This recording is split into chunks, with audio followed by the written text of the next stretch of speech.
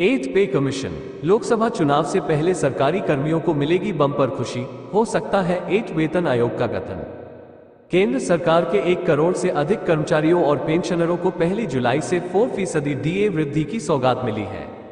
राष्ट्रीय परिषद JCM staff site की बैठक में OPS का मुद्दा रखने वाले अखिल भारतीय रक्षा कर्मचारी महासंघ AIDF के महासचिव श्री कुमार का कहना है कि अब कर्मियों के डीए की दर 46% पर पहुंच गई है।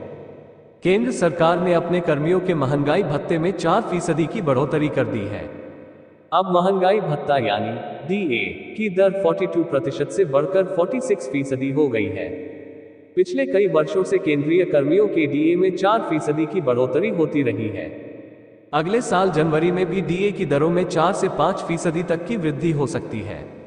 अगर ऐसा होता है तो कर्मियों की सैलरी रिवाइज होगी। कई तरह के भत्तों में भी 25% तक की बढ़ोतरी हो जाएगी। केंद्र सरकार को 8वें वेतन आयोग का गठन करना होगा। उस स्थिति में केंद्र सरकार के कर्मियों को बम्पर खुशखबरी का एहसास होगा। 7वें वेतन आयोग ने सिफारिश की थी कि केंद्र में पे रिवाइज हर 10 साल में ही हो, यह जरूरी नहीं है। इस अवधि का इंतजार करने की आवश्यकता नहीं है, ये पीरियोडिकल भी हो सकता है। हालांकि वेतन आयोग ने इसकी कोई स्पष्ट परिभाषा नहीं दी है कि कब और कितने समय बाद वेतन आयोग गठित होना चाहिए। डीए 50% होने का मिलेगा ये फायदा। केंद्र सरकार के 1 करोड़ से अधिक कर्मचारियों और पेंशनरों को 1 जुलाई से 4% डीए वृद्धि की सौगात मिली है। राष्ट्रीय परिषद JCM स्टाफ साइट की बैठक में OPS का मुद्दा रखने वाले अखिल भारतीय रक्षा कर्मचारी महासंघ AIDF के महासचिव श्री कुमार का कहना है कि अब कर्मियों के डीए की दर 46% पर पहुंच गई है। इसके बाद जनवरी 2024 में महंगाई भत्ते में जब 4 या 5% की बढ़ोतरी होगी तो वह आंकड़ा 50% या उसके पार हो जाएगा। तब केंद्र सरकार के समक्ष दमदार तरीके से 8 वेतन आयोग के गठन का प्रस्ताव रखा जाएगा। बता दें कि जनवरी 2023 में अखिल भारतीय उपभोक्ता मूल्य सूचकांक CPI-IW 132.8 था। फरवरी में 132.7 रहा, मार्च में 133.3 हो गया, अप्रैल में 134.2 पर पहुंच गया, मई में 134.7 रहा, जून में छलांग लगाकर CPI-IW 136.4 पर पहुंच गया। जनवरी से केंद्रीय कर्मियों के डीए में 4% की बढ़ोतरी हो गई। जनवरी में डीए की दर 42% और जुलाई में 46% पर पहुंच गई है। केंद्रीय कर्मियों को उम्मीद डीए 51% तक पहुंचेगा। अब केंद्रीय कर्मियों को उम्मीद है कि अगले साल जनवरी में उनके डीए की दर 51% तक पहुंच सकती है। जनवरी 2024 में सरकार इसे 5% तक बढ़ा सकती है। अगर ऐसा होता है तो कर्मियों की सैलरी एवं भत्ते रिवाइज हो जाएंगे। जुलाई 2023 में CPI-IW 139.7 पर रहा था। अगस्त में वह 139.2 अंकों पर संकलित हुआ।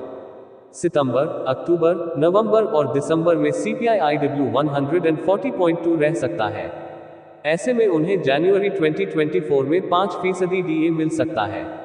अगर ऐसा होता है तो सरकार को 8वां पे कमीशन गठित करना होगा। 7वां वेतन आयोग 2013 में गठित हुआ था, जबकि इसकी सिफारिशें 2016 में लागू हुई थी। अगस्त में 139.2 पर रहा CPI-IW। श्रम ब्यूरो, श्रम एवं रोजगार मंत्रालय से संबंधित कार्यालय द्वारा हर 16 महीने औद्योगिक श्रमिकों के लिए मूल्य सूचकांक का संकलन संपूर्ण देश में फैले हुए 88 महत्वपूर्ण औद्योगिक केंद्रों के 317 बाजारों से एकत्रित खुदरा मूल्यों के आधार पर किया जाता है। सूचकांक का संकलन 88 औद्योगिक केंद्रों एवं अखिल भारत के लिए किया जाता है। ये संकलन आगामी महीने के अंतिम कार्य दिवस पर जारी होता है। अगस्त 2023 के लिए अखिल भारतीय उपभोक्ता मूल्य सूचकांक CPI-IW 0.5 अंक घटकर 139.2 अंकों के स्तर पर संकलित हुआ है। सूचकांक में पिछले माह की तुलना में 0.36% की कमी रही।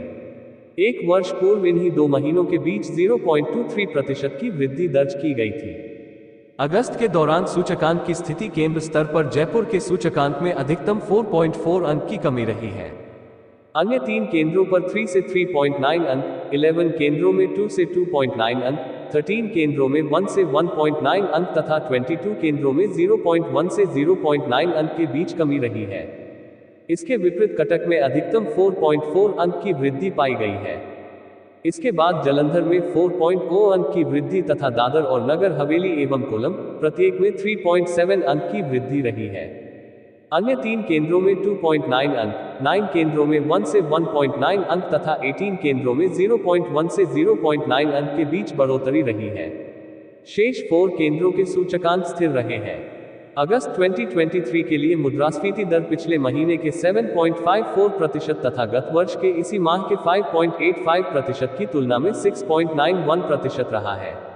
खाद्य स्फीति दर पिछले माह के 11.87% एवं एक वर्ष पूर्व इसी माह के 6.46% की तुलना में 10.06% रहा। देश में प्रति व्यक्ति आय 111% बढ़ी। संसद में इस मुद्दे पर जो सवाल जवाब हुए हैं, उनमें कहा गया है कि जनवरी 2016 से जनवरी 2023 के बीच में कर्मियों के वेतन और पेंशन में 42% की वृद्धि हुई है। इस अवधि के दौरान देश में प्रति व्यक्ति आय 111% बढ़ी है। वित्त राज्य मंत्री पंकज चौधरी ने सदन में बताया था कि मुद्रास्फीति के कारण वेतन और पेंशन के असली मूल्य में जो कटौती होती है, उसे पूरा करने के लिए डीआर दिया जाता है। अब डीए 42% हो गया है। प्रति व्यक्ति आय 3 गुना हो गई। इसके साथ वस्तुओं के दाम भी उसी अनुरूप में बढ़े हैं। मतलब केंद्र सरकार के कर्मी कम वेतन पर काम कर रहे हैं। पिछले 3 वेतन आयोगों की तरफ से कहा गया है कि जब डीए 50% तक पहुंच जाए तो मुद्रास्फीति के प्रभाव को कम करने के लिए भविष्य में पे रिवाइज किया जाए। जनवरी 2024 में डीए 50 के पार हो जाएगा। संसद में वित्त राज्य मंत्री का कहना था कि सरकार के समक्ष 8वां वेतन आयोग गठित करने का कोई प्रस्ताव नहीं है।